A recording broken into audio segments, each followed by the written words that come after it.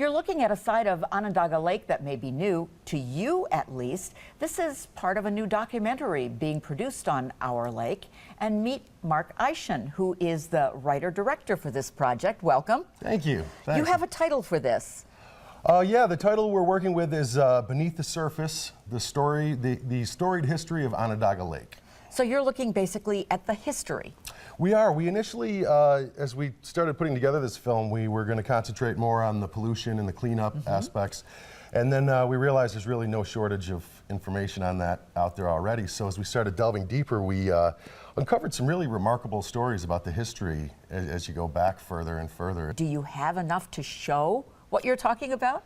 Yeah, we are lucky and honored to have teamed up with the Onondaga Historical Association, and they got on board with the project, and so they've given us full access to their archives. Oh, nice. A lot of people know that this was a recreation center not too many years back. Yeah.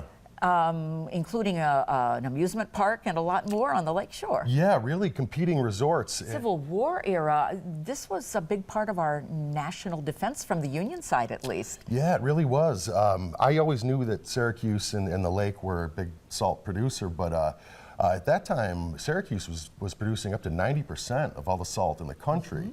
And some of the salt workers, the local workers, were some of the only men in the country that were excused from service. Salt was needed because we didn't have refrigerators back then, so this was the preservative for the meat that was sent to the troops. Exactly, exactly, and without it, it would have been near impossible to keep them fed. So. Armies travel on their bellies, as they say. Exactly. And our hope really is that the lake will start to be seen as a sense of pride or a source of pride that maybe it hasn't been seen as in a while, and there's a lot of really, really incredible history there that we hope we can open people's eyes to.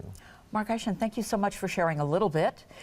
Look forward to this documentary, but if you want to watch the progress, the Onondaga Historical Association website has a lot more information.